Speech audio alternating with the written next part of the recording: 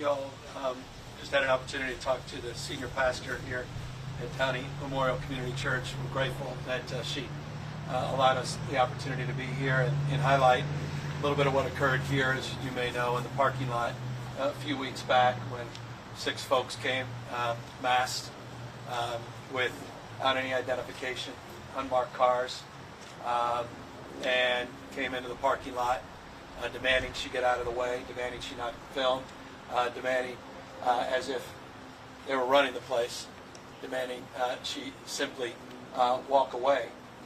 She knew her rights. She exercised her rights. I think it's important to highlight that.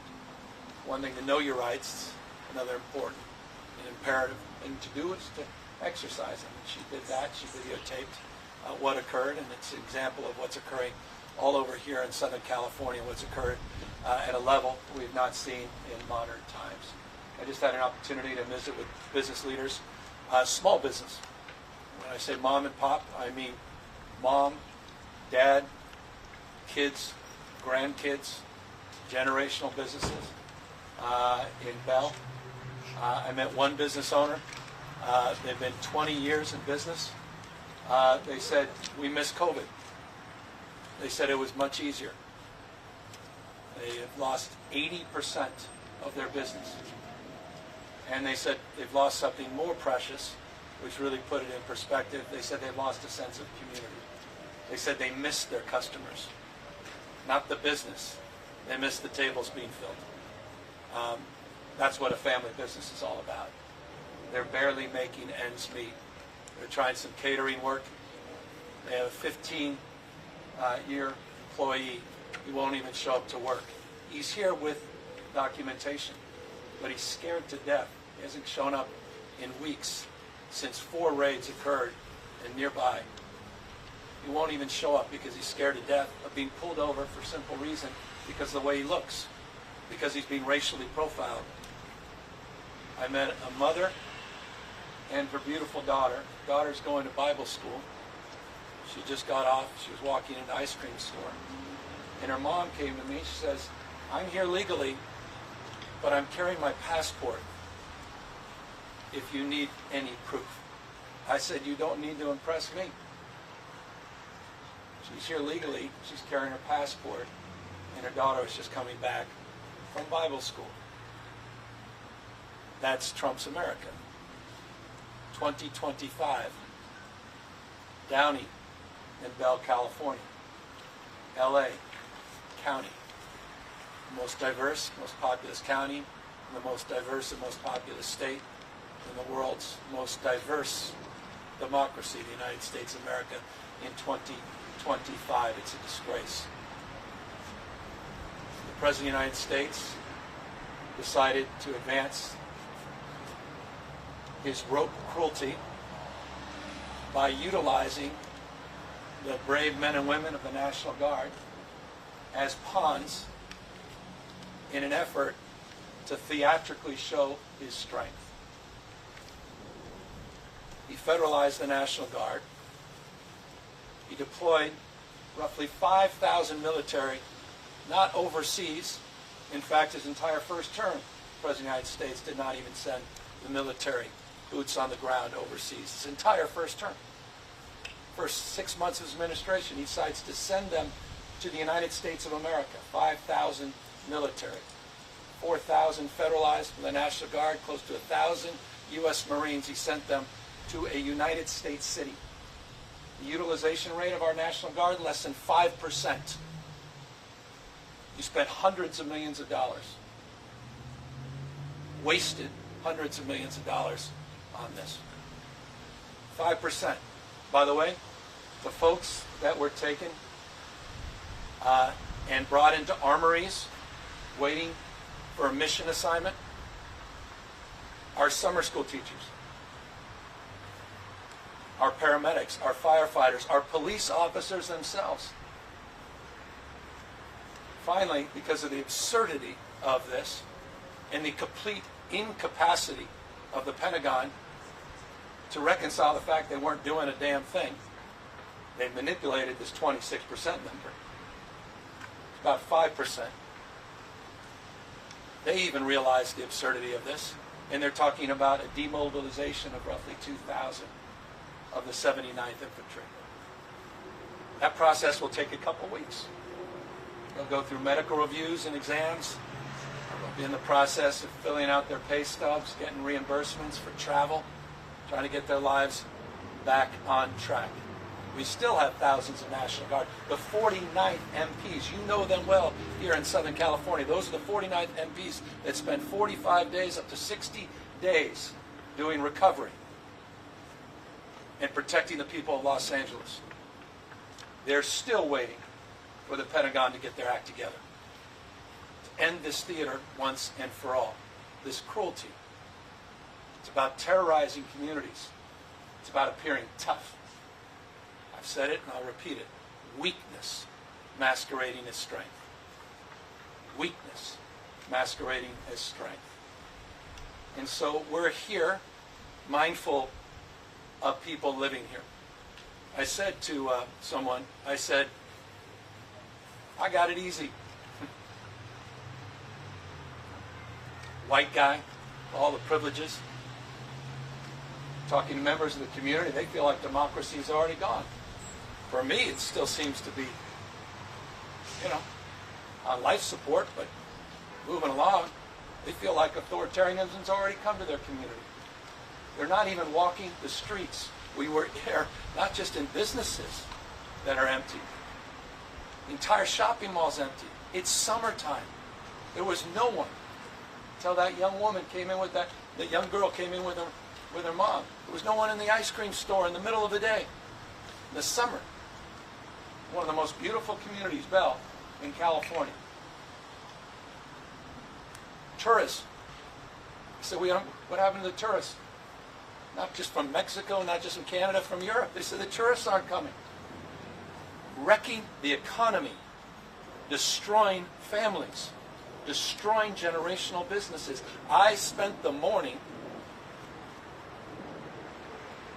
with Officer Cano's family, a CHP officer that just lost his life a few weeks ago.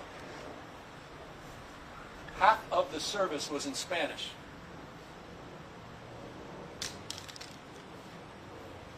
They met in Mexico. His wife, Melissa. The pride that his dad had in his son becoming first-generation law enforcement officer. That's America. That's California. And that's what's being torn asunder by Donald Trump and Stephen Miller.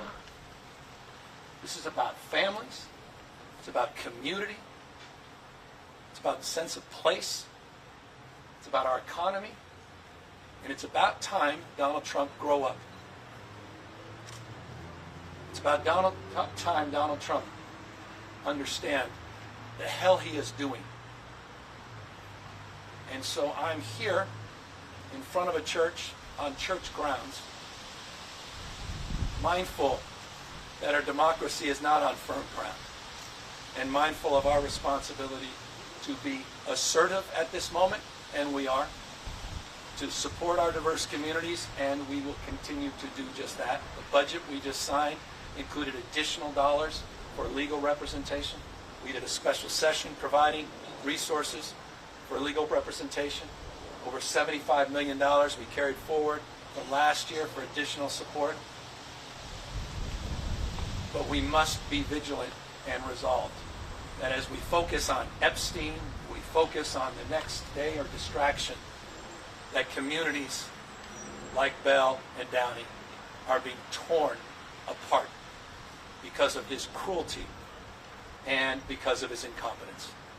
And so that's the purpose of this opportunity to share and to engage and, of course, ask any questions here today.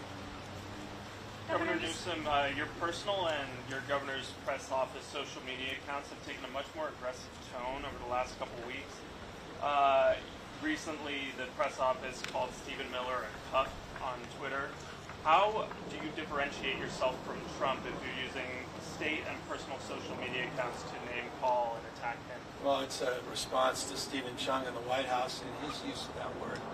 I don't think they understand any other kind of language. So I have no apologies for standing tall and firm and pushing back against their cruelty. And if it requires more clear language, requires a recognition that things have radically changed with Trump presidency, then I will assert myself as I feel fit.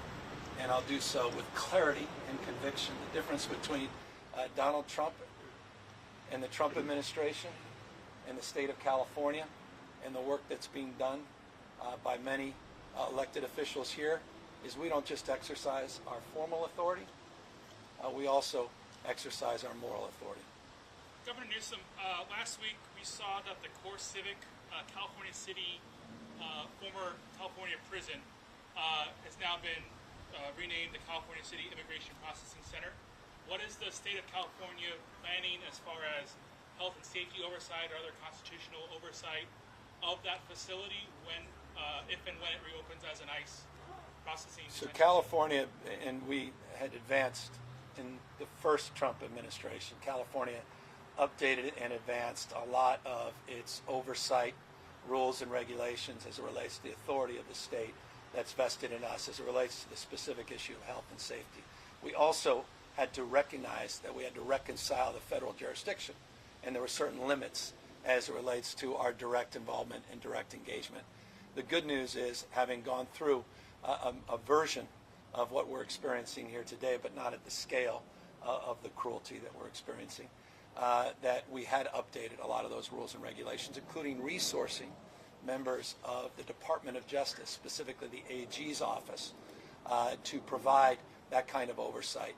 I specifically had on this topic conversations with immigrant rights leaders about what their expectations were in terms of that support, how we can coordinate, collaborate, and share information, and that is our intent as it relates to that specific facility as well. Governor, I talked to Sabrina Medina from Temple Park today. She met 6 weeks ago and has been raided by federal agents.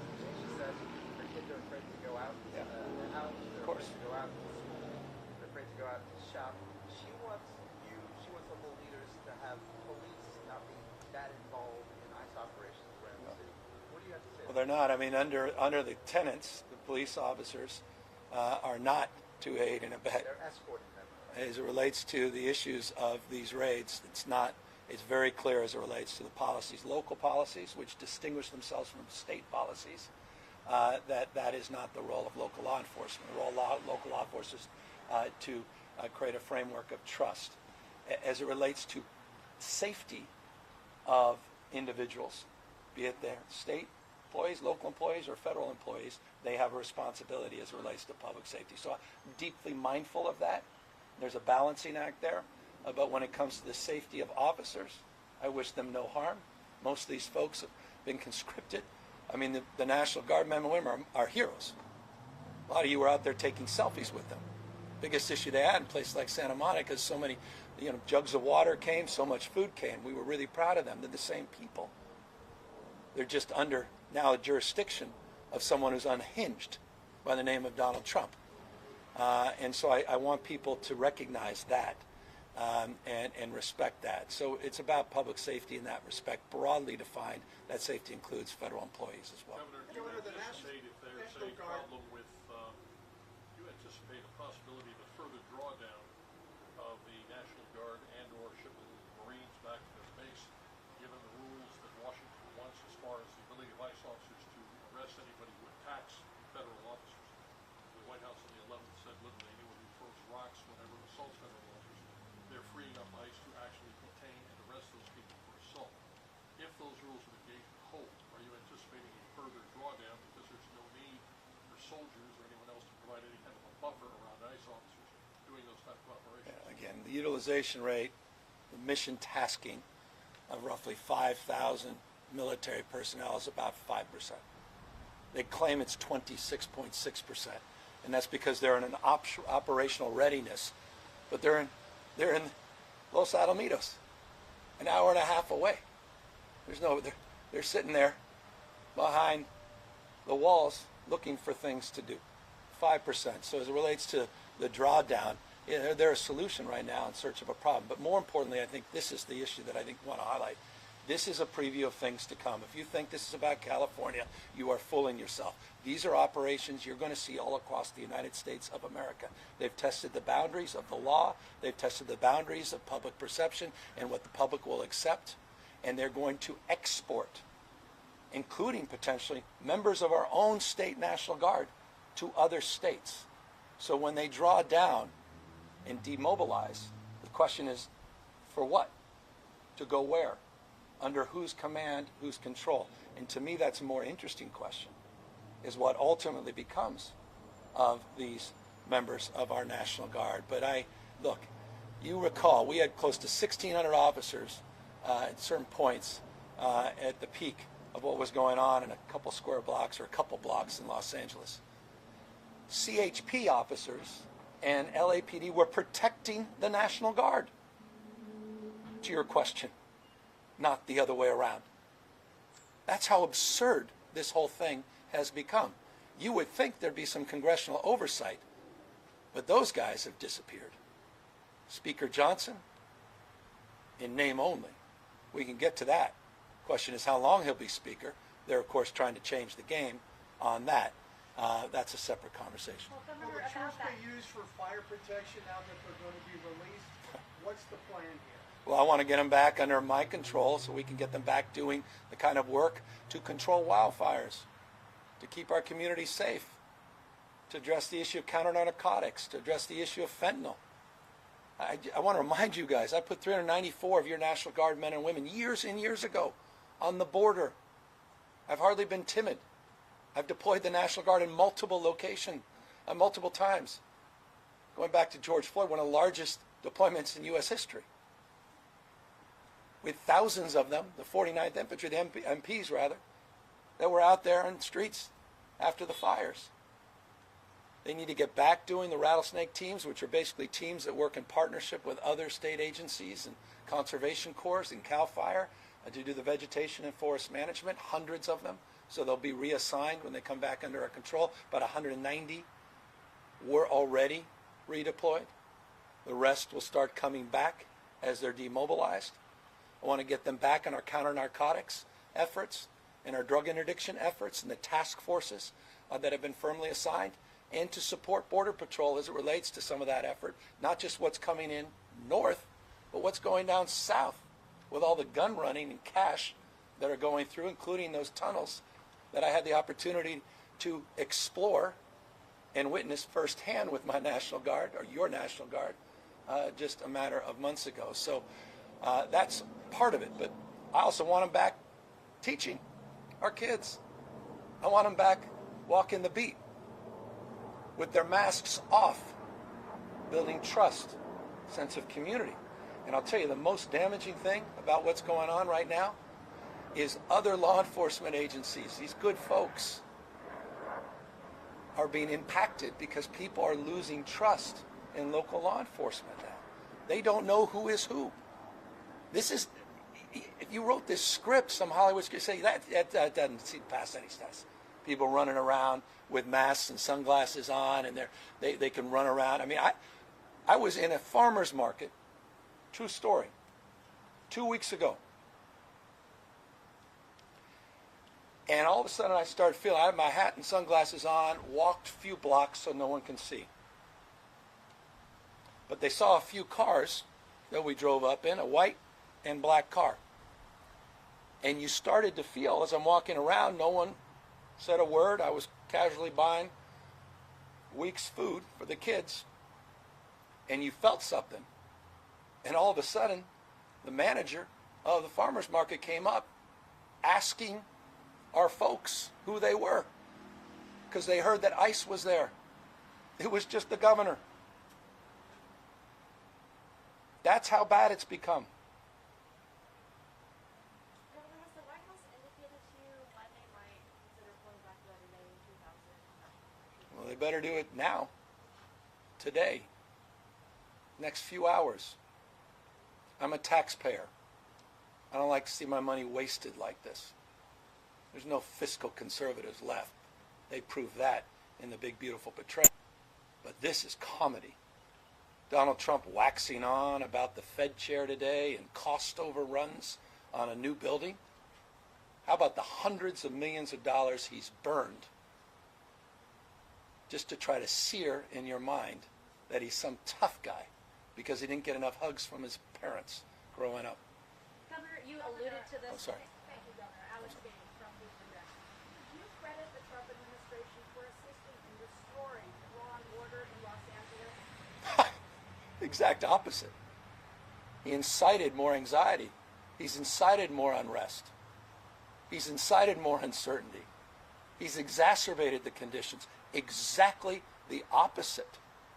It's not even a close call. I revere the men and women in uniform, police officers from city jurisdictions, county jurisdictions, state jurisdictions. Universally, they say that. Not just the governor of California saying that. No, I don't credit him. I credit him for creating chaos. He's a chaos agent. He is not about calming people's nerves. He's not about public safety. This is the same president of the United States that incited almost a riot, in fact, did incite a riot, and tried to torch this democracy on January 6th. Police officers were hurt. He incited that riot. He promoted violence. He has no problem promoting violence, Donald Trump, as long as it services his aims and his ends. He did not promote peace. Quite the contrary. Governor, Texas you is alluded considering just now to- redistricting. You said two can play that game. Can you tell us Forgive me, about that? because she's going. I know she's never going to ever talk to me again. You can So go- forgive me. you- No. This is. For, Yeah, sorry. Thank you for your patience. Governor, you alluded earlier to Speaker Johnson maybe not being speaker anymore in this conversation that's been going on about redistricting. That's good. Great Yeah. minds. It sounds like you're looking for, if you potentially wanted to reopen this conversation about drawing maps.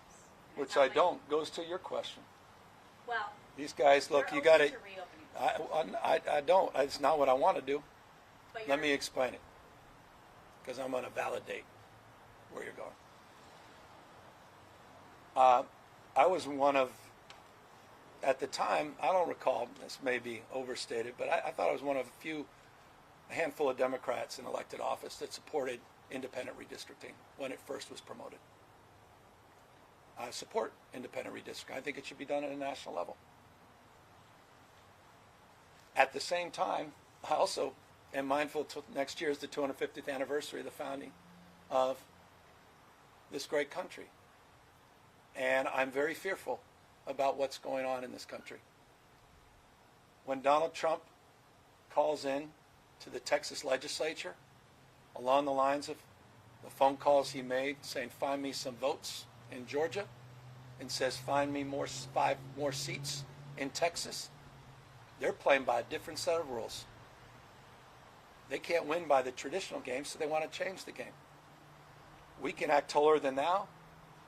We could sit on the sidelines, talk about the way the world should be. Or we can recognize the existential nature that is this moment. And so it took me a moment to reconcile my own feelings. Very proud of the work Governor Schwarzenegger and others did on that. It's a national model. Right now, there may not be a nation to model. And so my response to that, and I want to finish because it's the question you're asking, has been to explore what we can do about it. And that's exactly what I've tasked my team. And there are 2 alternatives if you're interested. You can call a special session and we can move forward. And we're exploring that. And we've had real conversations about that. There are also a number of legal experts that have come to us exploring an alternative to that.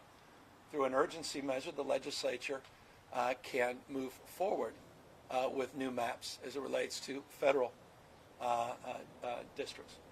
And that is option that is also being considered. And both of those are being advanced in real time, not only with members of the legislature, but others that are interested because they feel the same pressures I do about the existential threat of what Donald Trump and some of these Republican states are trying to do.